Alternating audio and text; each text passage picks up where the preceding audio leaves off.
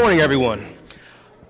I get asked to speak a lot all across the country. I give about 40 to 50 keynotes a year, and I speak to a lot of associations and at different conferences. These could be ones for pharmacists.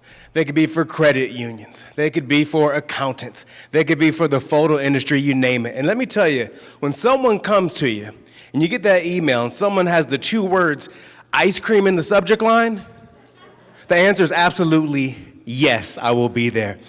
Let's start with the story. So we go back, way back to the presidency of FDR, Franklin Delano Roosevelt. Of course, he's gone down as one of the most popular presidents in the history of the United States. We know about him extremely well. Well, what a lot of people don't know about him is that he had a really big sense of humor. And there was a big dinner at the White House.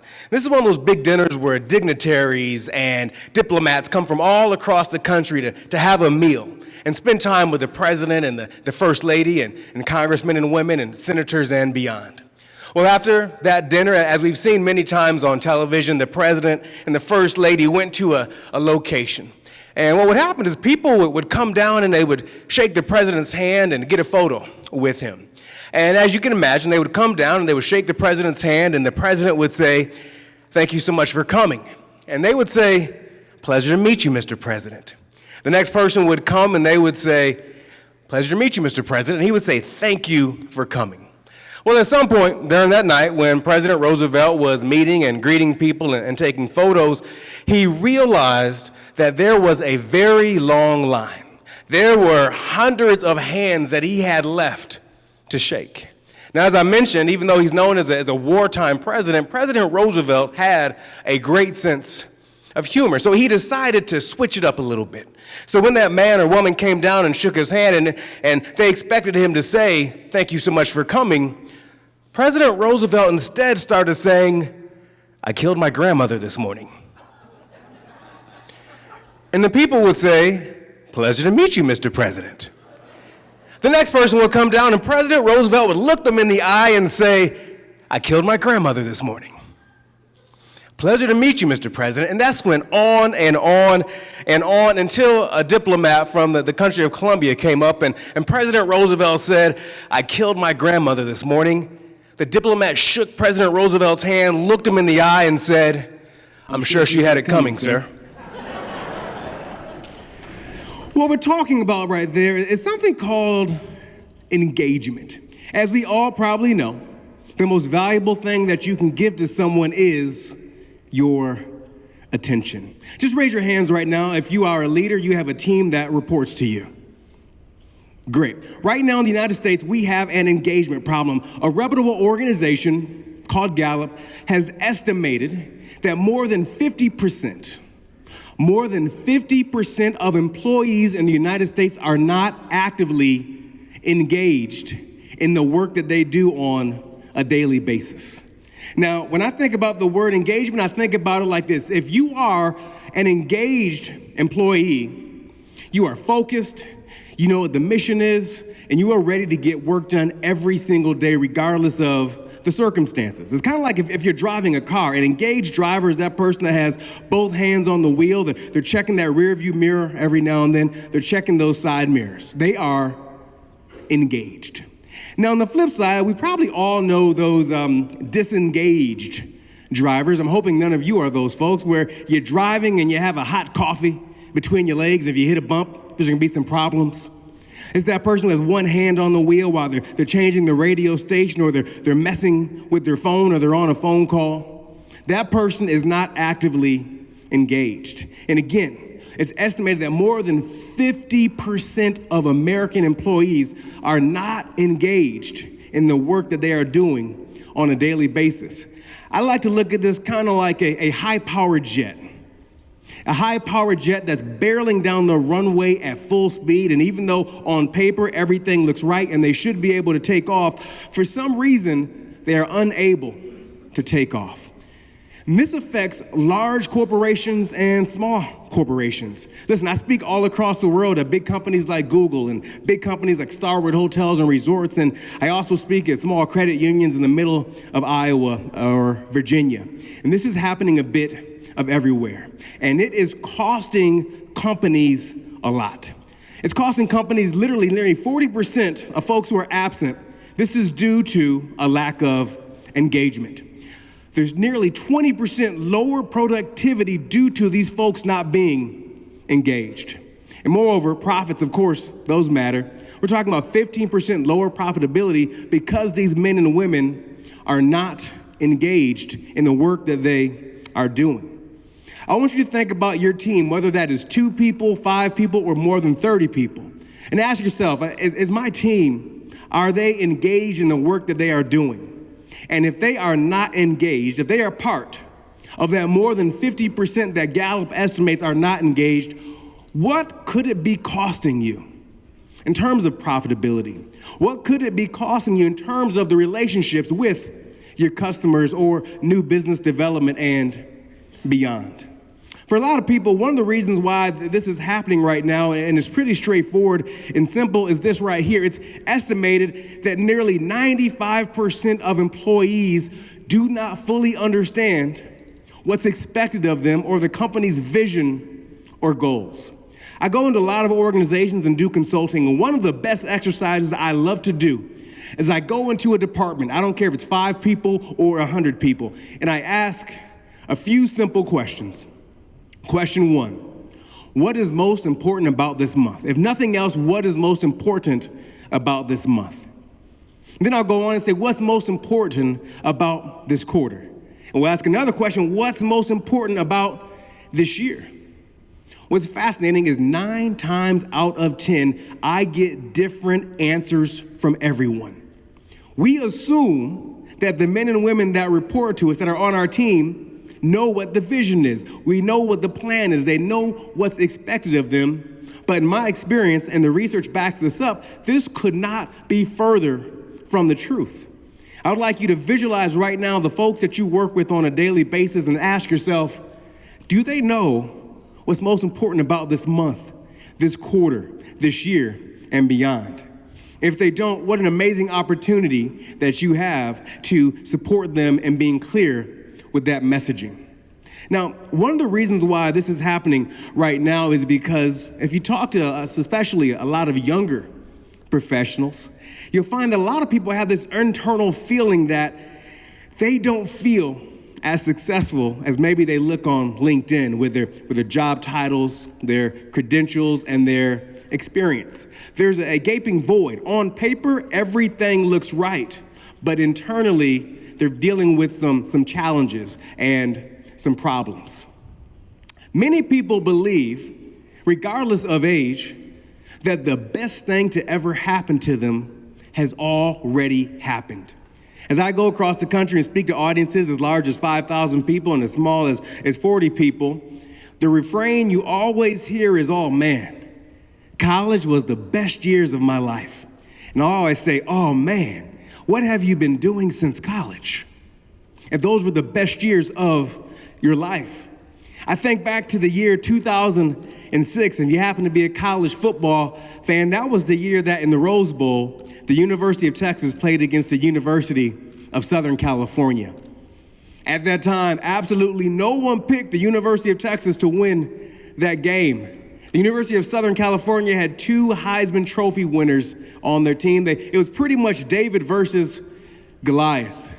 But as you can imagine, 1 minute to go in the Rose Bowl, more than 80,000 people in attendance, more than 30 million people watching on television.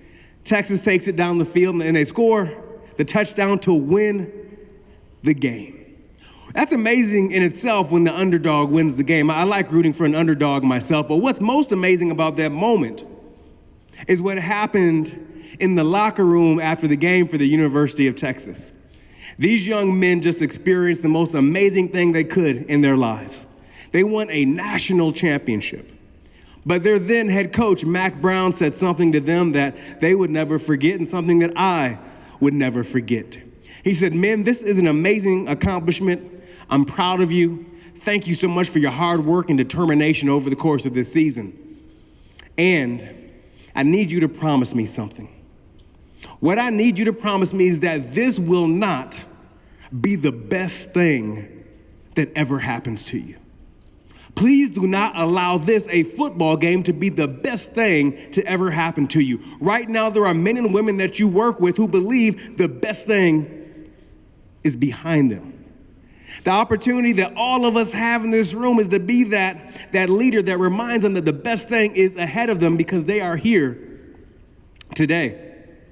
A dear friend of mine back home in Los Angeles, where I live, is an extremely successful business person. If you looked at their credentials, if you Googled their name, you would say, wow. This person happens to be 46 years old. And I remember talking to him one day, and I said, what would the 26-year-old you say about the 46-year-old you?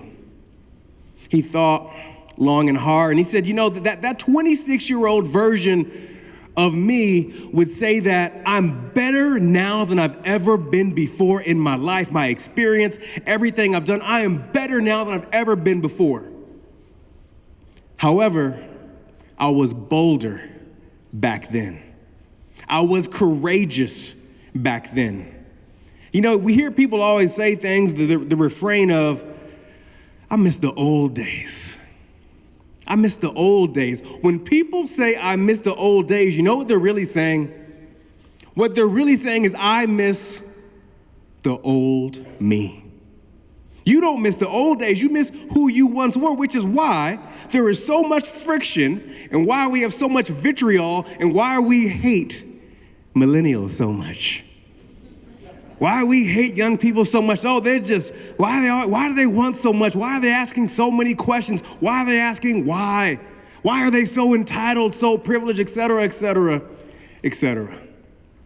I've come to find in my research, one of the reasons we have such a challenge with the younger generation is because they remind us of who we used to be.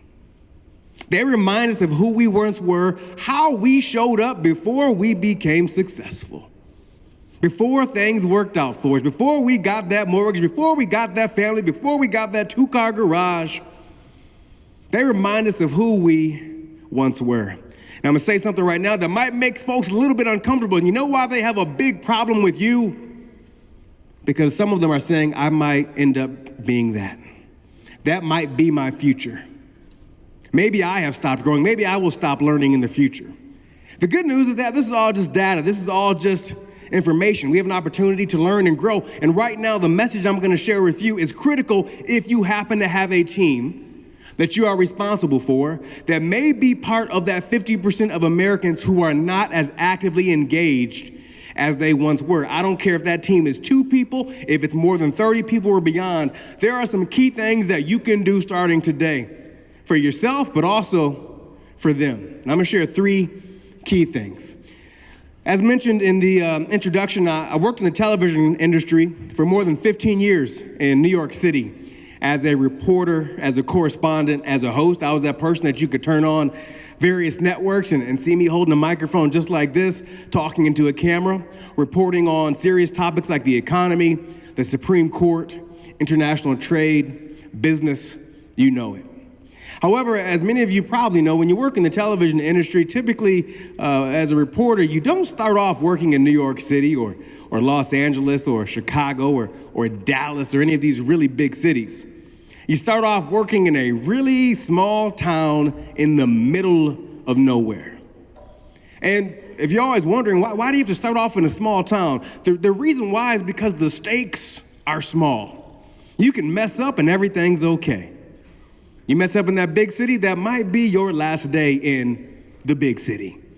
Now, I was fortunate enough to start for a very small local news television station. And I can recall one of my early days there, and I walked into the news station bright and early one morning, and my news director, the man who was responsible for hiring the men and women to be reporters at our station, was in his office. And he was in his office looking at reels that reporters had sent him from across the country. And these were folks that wanted my job, that wanted to work at this small station. And to give you an idea of the time frame, they were sending in VHS tapes. I still remember my boss calling me in to sit down with him to watch these reels. And he would put a tape in, he would press play, watch it for a few moments, stop it, and then press eject. He'd grab another tape, put it in, press play, watch for a few moments, and then press eject. Did this over and over again, but at some point I realized something was wrong and something was off. And what was off was that the volume was turned down on the television. So finally, I got the nerve up and the courage to ask him, say, hey, boss, before we put that next tape in, let me ask you a question. You know the volume's turned down, right? And he kind of looked at me like I was wondering how long it was going to take you to acknowledge this. And I said, but how can you hire this young man or this young woman to be a reporter at our television station if you can't hear what they are saying? And he looked at me and said to me something that I will never forget, one of the most profound things I ever heard in my 20s. And he said, Antonio, I want to see if I want to turn the volume up. I want to see if I want to turn the volume up. I invite all of you to think about those times that you've been at home and doing a variety of things. You're getting ready for the work day. Maybe you're getting your kids ready for school. You're cooking. You could be doing dishes or laundry, you name it. But something happens to come on that television, and you have to find that remote control to turn the volume up to see what they are saying. Because it grabs your attention. It grabs your energy. Well, that's exactly what he was talking about that day. I want to see if I want to turn the volume up. Well, as you and I both know, every single day people are making a decision whether or not they want to turn the volume up on us or press mute. I like to remind young professionals this. Every single day people are making a decision whether or not they want to support your career or not. I know we've always heard our whole lives, don't judge a book by its cover, but let's be honest, we do. People are making the decision whether or not they want to turn the volume up on us based on how we present ourselves. People are making the decision whether or not they want to turn the volume up on us based on how or what time we show up. As my dad always told me, if you're on time, you're late. As a business owner, people are making the decision whether or not to turn the volume up on you based on your body language and your energy in that sales call, based on what shows up on the internet when they Google the name of your company or your business. Each touching point is a decision of whether or not they want to learn more or they'll say, no, let's go to the next one. My hope is that we get people on a regular basis to want to turn the volume up on us, to get engaged, to dig in. It's the same way with your employees if they're going to deliver on what's most important for this month, this quarter, and beyond. Let's give another example of turning up the volume. But by a show of hands, how many country music fans do we have in the room? Great, let's talk about rap music. So way back 18 years ago, in the year 2001, I went to a rap concert in New York City. I went to go see one of my favorite artists at the time. But I remember that night, as people were still filing into the venue, Irving Plaza, the opening act actually came out on stage and introduced the headlining act actually came out on stage to introduce the opening act. And I remember him saying something to the tune of, ladies and gentlemen, you're not familiar with our opening act, but I think they're going to do amazing things in their career. Please give them some love. Please give them some energy. Please give them some attention. And they introduced the opening act for that evening. Now, I invite all of you to think about all the concerts that you've been to in the course of your life. And think about when that opening act comes out. An opening act that you have never heard of. Typically, what do you do in that situation? Well, in my experience, people go grab a beverage or four. People will have a conversation. People will go outside. This is back when people could still smoke inside. People will light up a cigarette. And that's pretty much what happened that night, way back in 2001. Remember, this is before things like YouTube. This is before things like Spotify and Pandora existed. That artist started performing and pretty much everyone ignored them. It wasn't not that they weren't talented. It wasn't that they weren't gifted. It's just that folks didn't have context for them and their music. But something interesting happened that night in 2001. Even though pretty much everyone ignored that opening act on stage. Slowly but surely, they made me and a few others in that room want to turn the volume up. And the reason why they made us want to turn the volume up is because pretty much even though everyone was ignoring them, they still were giving absolutely everything.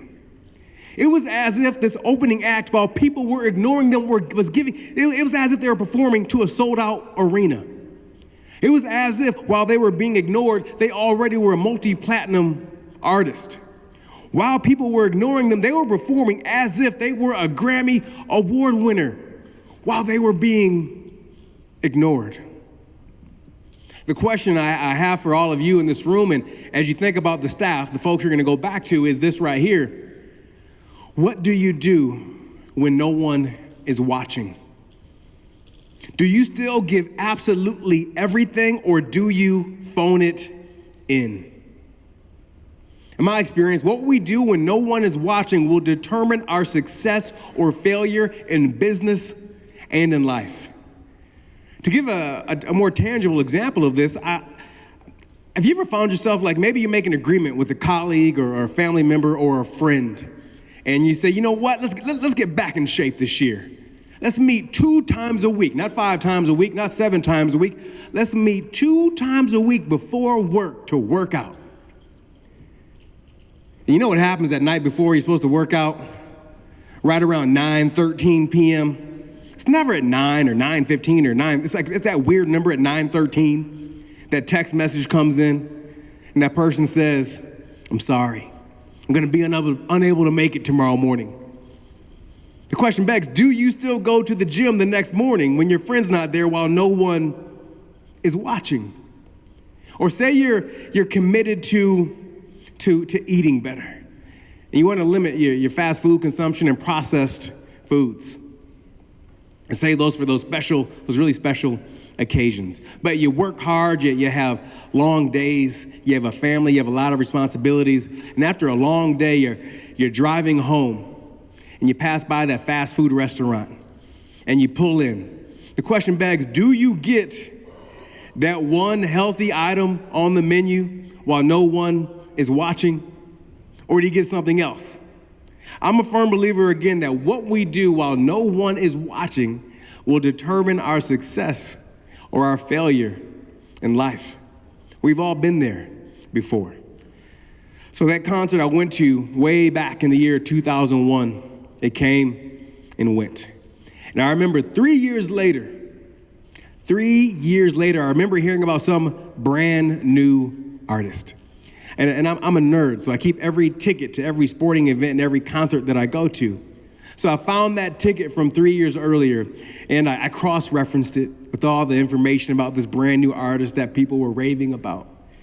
And I found out that person that I saw giving absolutely everything while no one was paying attention 3 years earlier was someone by the name of Kanye West. Now, whether you're a hip-hop fan or not, or you're not even familiar with who Kanye West is today, what you need to know is this: Kanye West believes in Kanye West. And the question begs, as I think about that moment, is if Kanye didn't believe in Kanye, who would have believed in Kanye? And that's the same thing we have to remind ourselves today. In 2019, if you're familiar a little bit with pop culture, a lot of people give Kanye West a hard time for many of the things that he says and what he does for his reality television show Wife and beyond. And what's fascinating to me is that even though I don't necessarily agree with everything this man says or does, I can't give him a hard time. And the reason why I can't give him a hard time is because for 3 years, while no one was watching, he gave absolutely everything. It would have been easy to throw in the towel. I don't know how many of you have employees that if something's not going right after a week or a month or 2 months on a new endeavor, they're ready to throw in the towel and give up. That example, what it shows to me is this whole notion of you don't climb a mountain by accident. When we talk about engaging our teams, the men and women that we work with, what a powerful lesson to remind them that we don't climb a mountain by accident. is somehow I can miraculously drop every man and woman in this room at the top of Mount Kilimanjaro, more than 20,000 feet elevation, what would happen? Odds are you might take in this beautiful view if it's a clear day, and then you're gonna pass out, or you might die. And the reason why that's going to happen is because your lungs, if any of you have ever been mountain climbers, your lungs have not earned being at that altitude. That's why you'll pass out. That's why you'll struggle. If you happen to watch reality television shows, have you ever wondered that 2 or 3 years after someone wins that big reality show competition, that they are nowhere to be found? It's not because they're not talented. It's not because they're not gifted. It's because they haven't done the requisite work to stay on top of the mountain. By a show of hands, how many of you in this room have ever driven a stick shift before? What happens if you try to start a stick shift in 5th gear?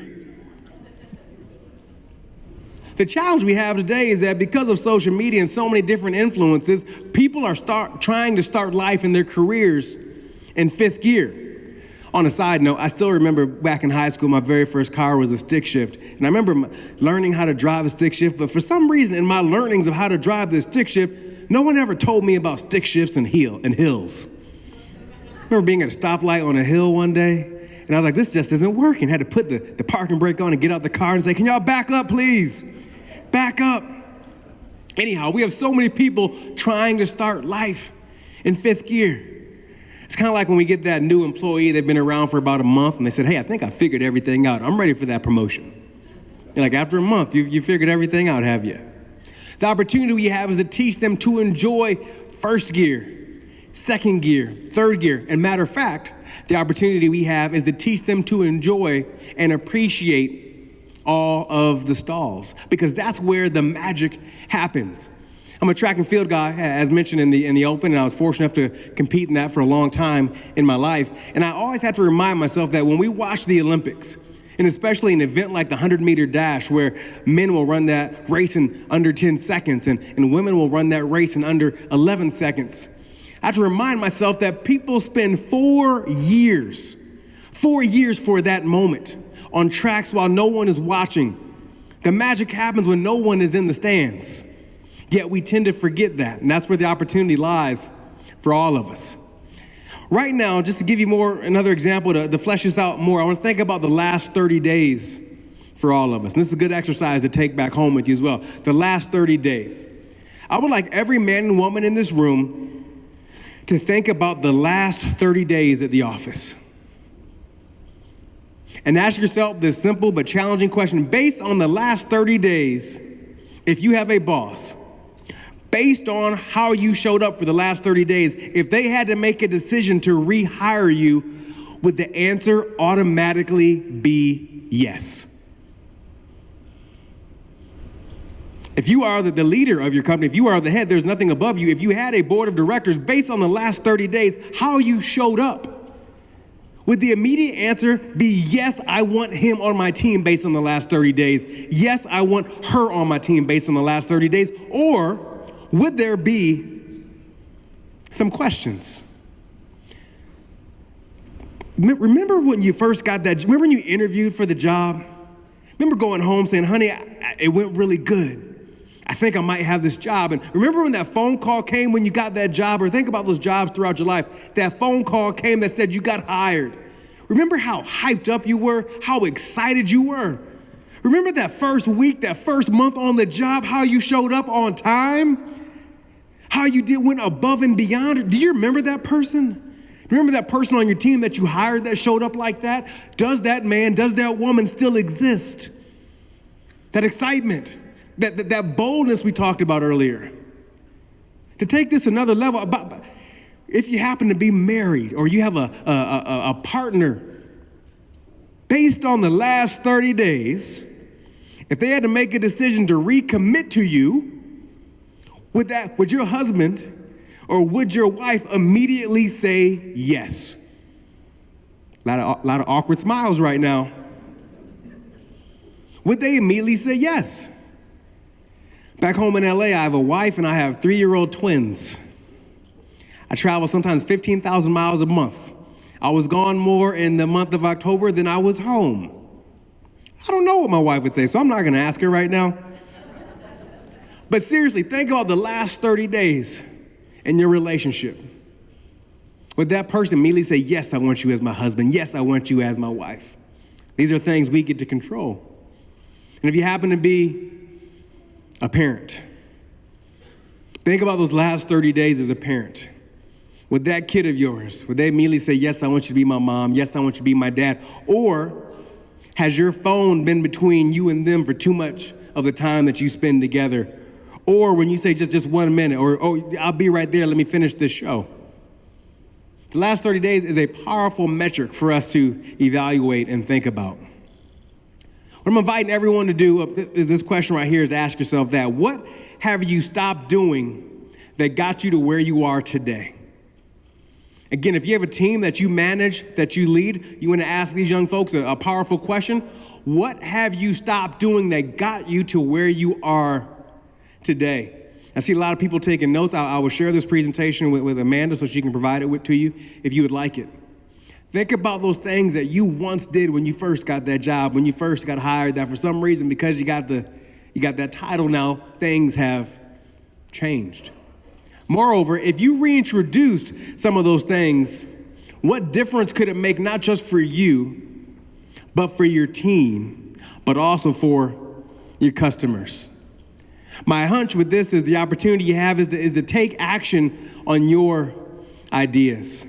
As I travel all across the country and I talk to amazing leaders, not just of multi-million-dollar companies, but of billion-dollar companies, what I've come to learn, whatever challenge your organization is facing, guess where the answer is? It's somewhere within your organization, somewhere in your team. That answer is there if we're willing to ask that question. But it requires us to be willing to take action on our ideas like we once did when we were bold, when we were courageous, when we were a little bit more hungry.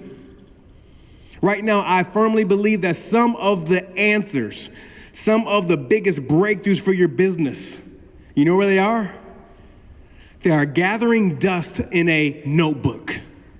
Some of the best ideas that could transform your business right now, your employee has them, but you know what? They are gathering cyber dust on their hard drive because in some shape or form, they have not been empowered, they have not been encouraged to share this. They have faced rejection when they shared ideas.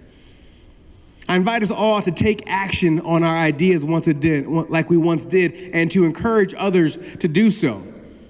And that requires us to use the ingredients that we do have, because again, as I travel and I work with organizations, again, it doesn't matter how much revenue they have, the mindset is one of, we don't have what we need. We don't have the right budgets.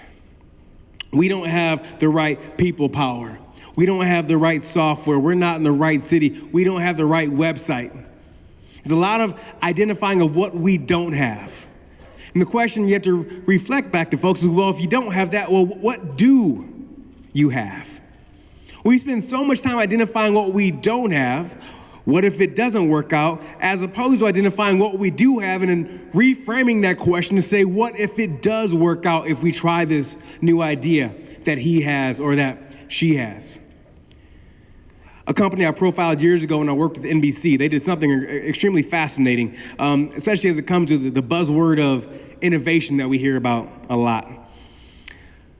Whenever their employee would come to them and say they needed something, he would say, yes, if you need that in 6 months, we can do it. But let's see what we can do for 6 months. So they'd go to the boss, say, here's my request for this new software, new X, Y, or Z.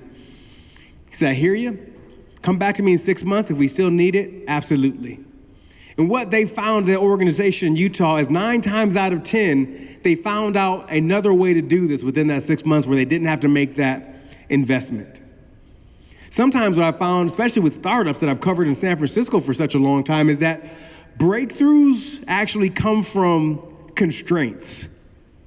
It's not always the biggest company that has the biggest budget, the biggest team, and beyond, but sometimes your limitations can be your advantage. What an amazing opportunity there. A dear friend of mine in New York City is a chef. And I remember one time he wanted to make this dish, and let's just say this dish required 10 ingredients. And I can still remember that moment when he went to the fridge to get those 10 ingredients, and he realized that he only had 7 out of 10. Now, I don't know about you, but I know some people, if they only have 7 out of 10, they're going to go to the grocery store to get the other 3. But this man taught me something really unique in that moment when he only had 7 out of 10. Instead of getting up and going to the grocery store to get those outstanding 3 and being frustrated, instead, he got excited. He said, what can we do with these 7? What can we do with what we have as opposed to focusing on what we don't have? And as you can imagine, he went on to create an amazing dish that evening. I invite all of you to think about this question of what are our special ingredients that our team has, no matter how big we are or no matter how small we are. What makes us different? How can we use that to stand out? Now, once you've been willing to turn up the volume and do the work when no one is watching, I love this idea of finding the edge. By a show of hands, how many folks in this room at some stage of your life have you ever been an athlete before? I don't care if it was in high school or college, basketball, softball, lacrosse. I mean, you go on and on and on. Do you remember, maybe you still play in the league today, you remember that moment before that gun would go off in a race or before that whistle would go off in a football or basketball game? You'd be so excited and you'd get that increased heart rate and you get those butterflies in your stomach. Remember that feeling? That feeling right there is finding the edge. And how many of you, just by a show of hands, have ever been a performer in some shape or form in your life? Maybe you sing or in the choir or you dance or you do public speaking. Maybe you do comedy. Maybe you've done debate in your life. Maybe you do what I'm doing right here on the stage. And you know how you've been really excited to get on stage and do what you do, and all of a sudden, right before it's your cue to come on, your throat gets real dry and your hands, they start shaking and your forehead starts sweating a little bit. That feeling right there is finding the edge. And how many of you, this might be a tough one right here, and how many of you, by a show of hands, have ever had a crush on someone before in your life? So apparently a lot of people are married here but never had a crush on someone before in their life. Okay. Let's ask that one more time. How many of you have ever had a crush on someone before? Remember when you've had that big crush on someone in middle school or high school? Or last night with those celebrity performers, right? I heard about it. And that person out of the blue, they show up right next to you and you feel like this is my moment. Maybe I should say something. I've been crushing on them all semester. Should I say something? And you decide to go say hello and introduce yourself, and maybe it does or doesn't work out, but you get that increased heart rate. You get those butterflies. Again, that feeling right there is finding the edge. As someone told me a long time ago, if you are not close enough to the edge, then you are taking up too much space. I would like you to think about the last month of your life and ask yourself, did you do something that stretched yourself so much that you got an increased heart rate, that you got butterflies, that your hands trembled? Did you press send on an email like I don't know how this is going to go? Did you go introduce yourself to that potential customer? Did you hit publish on something brand new, an idea? Did you present that idea that I talked about earlier that you didn't know if it was going to be accepted or not? A lot of us are taking up too much space. And for the record, as a professional speaker, I'm obligated to have at least one slide with a mountain or a peak on it.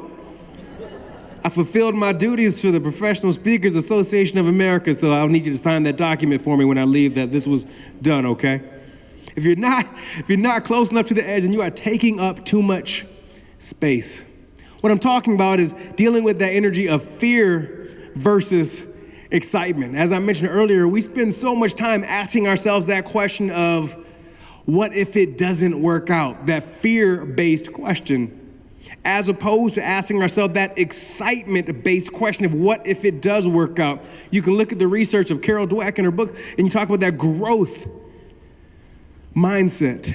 When we find the edge, when we get those increased heart rates, when we get those butterflies, that tell us that we are still growing, that we are still moving forward. We are no longer stagnant, standing still. A lot of organizations get left behind because they are standing still, refusing to move forward. Fritz Perl, the father of something called Gestalt therapy, said something to the tune of, fear is excitement without the breath. Fear is excitement without the breath. How now are you approaching life? I like to think about professional sports, and when that kicker has that easy field goal to make, but he misses it under the pressure, and they say, oh, he was tight. He approached that field goal with fear as opposed to excitement. What are you teaching your team right now as it comes to new initiatives, new endeavors, when it comes to innovation? Are we tying their hands with fear? Are we allowing them to be curious, to learn and grow, and to open up to new possibilities? Are you still open to new possibilities? Could you be in the way of that new breakthrough coming at your company? These are really tough questions to answer, but they're important questions to ask. It goes back to that mindset again. Are we settling or are we contributing in our lives and in our careers? There's always that interesting moment whenever we start a brand new job, when that person comes up to our cubicle or our office and they knock on the door and they say, hey, are you all settled in yet? And I just want to say, I hope we all never settle in. I hope every single day we are fired up to try something new. Yes, we become pros. Yes, we become confident in what we do, but something happens when we settle. We stop growing. And it doesn't matter what age we are. I don't care if you're just beginning your career or you're towards the end of your career thinking about retirement. I hope we all never settle. And by the way, I love this idea of retirement, by the way. A lot of people don't realize retirement didn't always exist. You know where retirement came from? If you look back to the 19th century in Germany, if you look at Bismarck, I'm sorry I'm going on a tangent right now, this is just fascinating. If you look at Bismarck in 19th century in Germany, Bismarck found that the most of his resistance, the people who were giving him the hardest time, were men who were over 65. So he passed some regulations that if you were 65 or older, you had to retire and leave public life. It was a punishment. And somehow now it's become a reward. And I go, we all get to choose how we choose to retire, but I just find that fascinating that that's where retirement came from. This person was trying to get people out of their way when the people who are that age had the most knowledge, had the most experience, had the most to offer, but we want to send them off in another direction. What a great loss of amazing talent. I think about red light moments. When I worked in television in New York City, I remember my first very big job. If you have kids in your 20s, odds are they used to watch me every single day on television network Nickelodeon.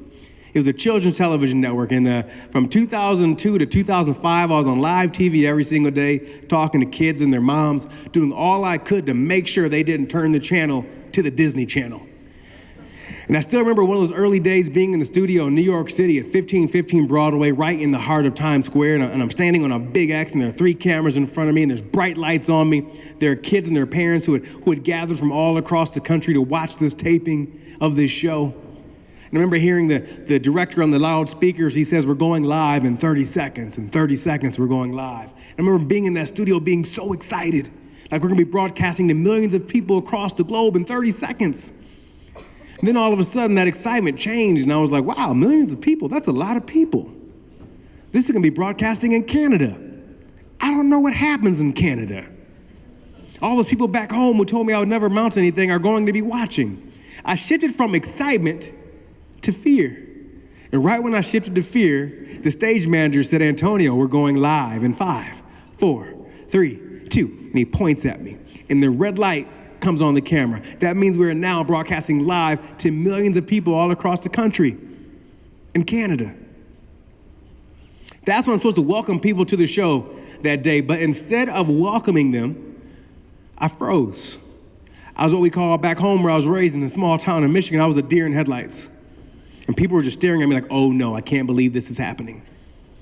And what was wild in that moment, I thought about so many different things, and it's appropriate that right now we're in Las Vegas. I was down in the sportsbook area here last night watching football, and if you know about the sportsbook area in casinos, that's essentially where you get to bet on sporting events. And you look at the big digital board, and you can see the odds of football games, baseball games, boxing matches, horse races, you name it.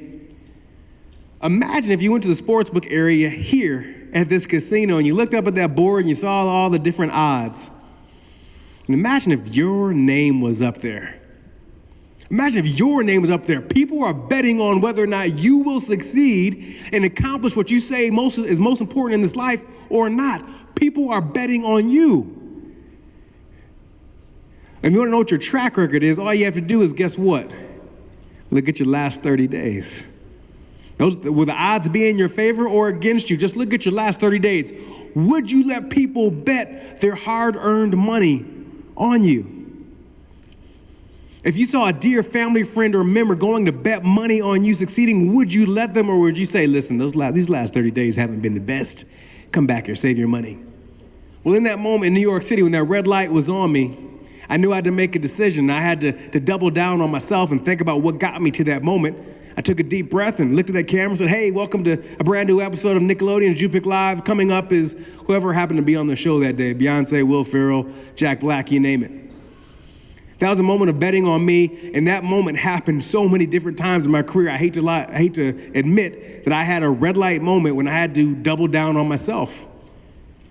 In our lives, it may not be on live television, but we all have those red light moments.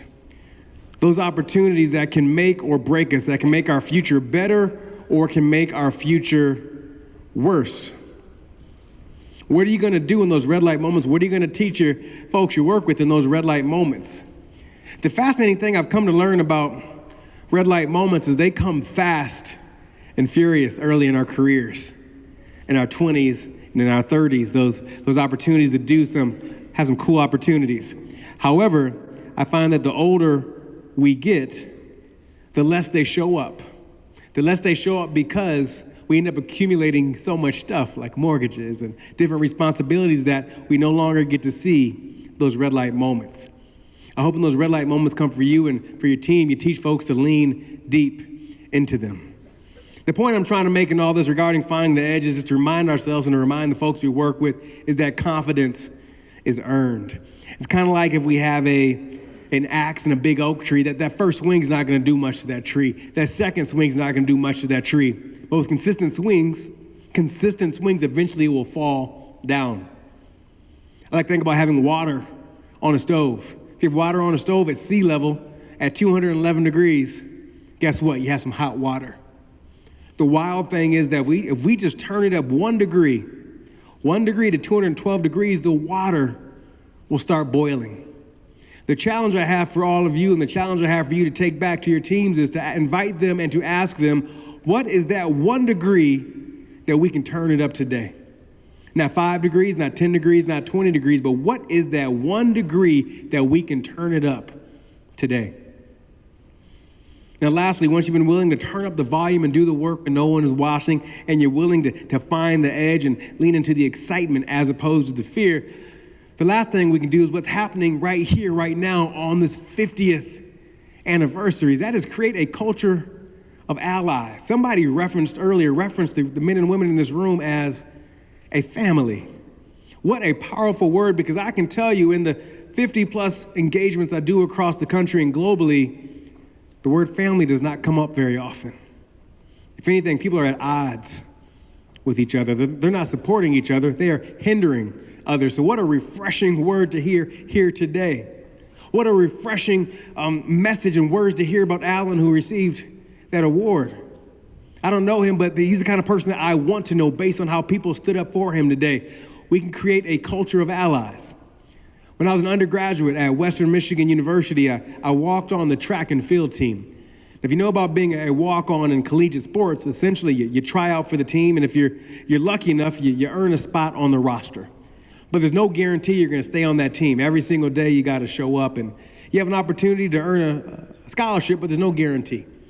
Well, after 2 years of being on this track and field team, I was doing absolutely horrible. And the reason why I knew I was doing absolutely horrible is because my head coach, Jack Shaw, came up to me one day and said, "Antonio, you're doing absolutely horrible."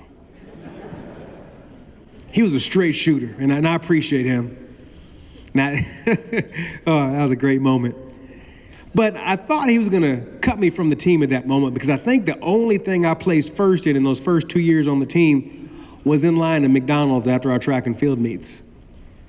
I thought he was going to cut me, and my dream of being a collegiate athlete was going to be over. But Coach Shaw did something great mentors and great leaders do. He used it as a learning opportunity. And he said, I don't know if you know this, but we have 2 All-Americans on our team. And he pointed to them on the track. One of these guys would go on to compete in the Olympics. Another one would go on to compete in multiple world championships. He said, we have 2 All-Americans on our team, 2 of the best athletes in the country, but in the 2 years that you've been on this team, not once have I seen you spend any time with them. He said, instead, you're hanging out with those guys. And he pointed to the high jump mat. Now, if you know anything about high school, middle school, or collegiate track and field, the high jump mat is where your teammates like to lay back, laugh, and giggle and have fun conversations. Not bad people, not people committing crimes, doing anything against the law, but they're not All-Americans. Coach Shaw said, you're hanging out with those guys. And he walked away. Coach Shaw was right. I didn't spend time with All-Americans. You know why? They got up earlier than I did. They ate better than I did. They did more repetitions in the weight room than I did. All those extracurricular events and parties and gatherings that I went to in the evenings and weekends, they did not go to them. Spending time with those allies those All-Americans was going to be challenging. But what Coach Shaw did for me in that moment was introduce me to this concept of thieves and allies. Thieves and allies, they exist in our personal life and they exist in our business life. You see, thieves, and let's actually rewind real quick. When it comes to creating a culture of allies, it's critical to know that the rich social bonds and meaningful relationships, Harvard has determined, is the root of happiness for all of us. But the thieves that I was talking about earlier are those men and women that don't encourage us, that don't inspire us, that don't challenge us, that don't push us, that don't hold us accountable, that don't test us to be the absolute best versions of ourselves. Thieves are those people that when you spend time with them, they're as my friend, the author John Gordon calls them, they're energy vampires. These are the folks you spend time with and you have less energy when you leave. Thieves are those people that always, and I mean always, have some type of drama going on in their lives. Do you know those folks that always have drama going on in their lives? You call them and you say, hey, how are you? And the first thing they say is, you're not going to believe what just happened to me. You're like, why are things always happening to you and no one else? Maybe you know these men and women. These are those people that you go to lunch or brunch with and you talk about all the things that you are going to do, knowing that you are never going to do them. On the flip side, we can spend time with allies. Allies are those men and women that do encourage you, that do inspire you, that do challenge you, that do push you, that do hold you accountable, that do test you to be the absolute best version of yourself.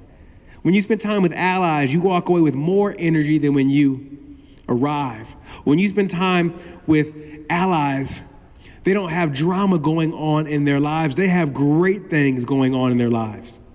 Allies are the men and women you have a conversation with, you have lunch with, you have coffee with, you have a meal with, and you talk about all the things that you're going to do that you want to do, and you get started on them right afterwards. That person follows up with you and says, how can I be of assistance?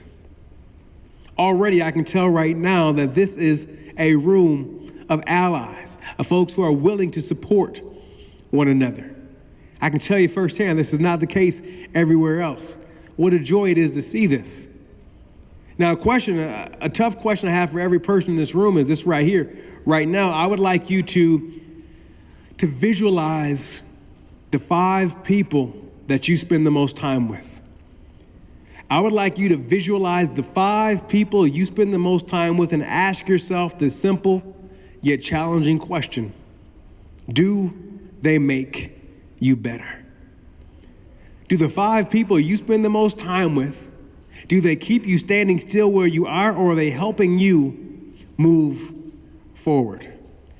Now, something that always happens whenever I give a talk and I reference thieves and allies, I'll go out in the hallway after I give a chat and I'll hear someone on the phone and they'll say, hey, listen, Mom, I just found out that you're a thief.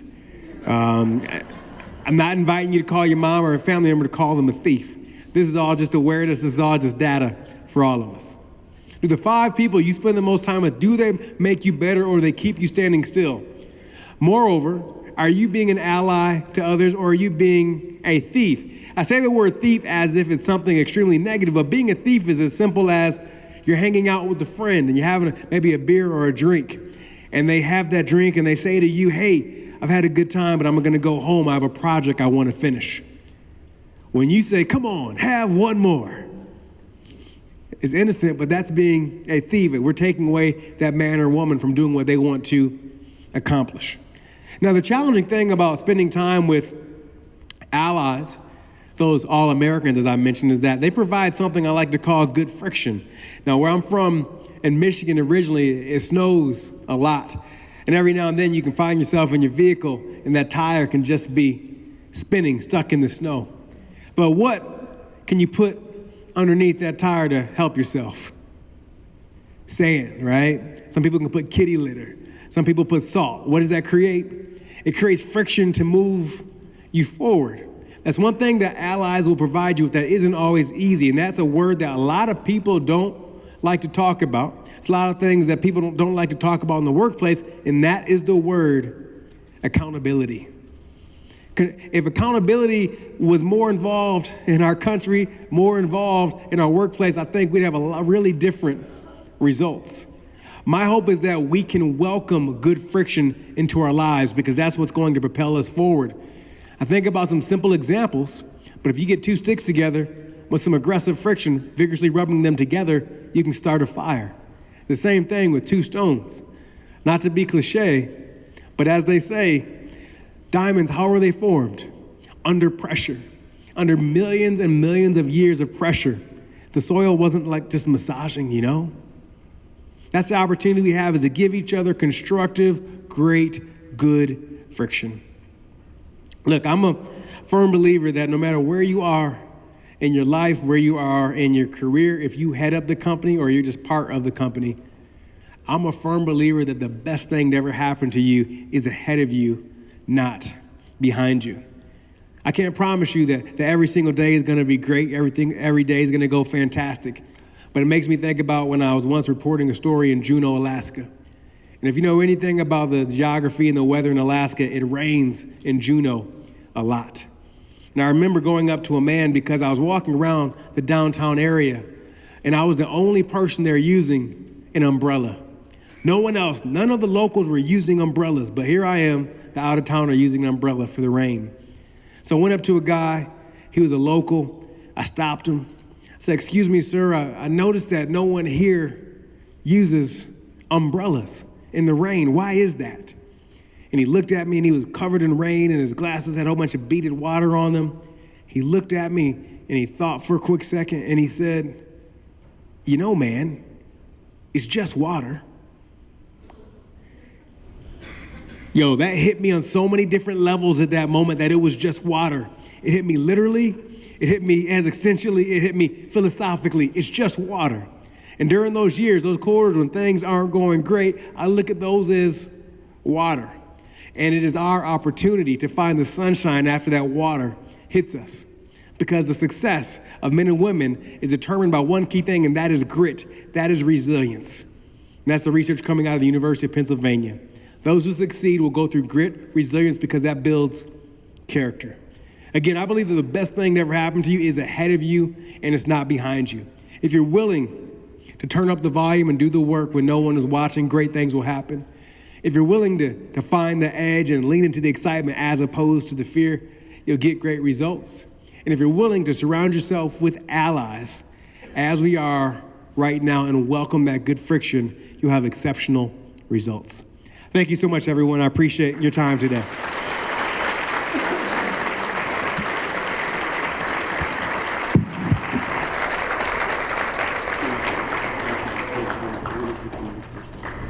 Thank you very much. Great job.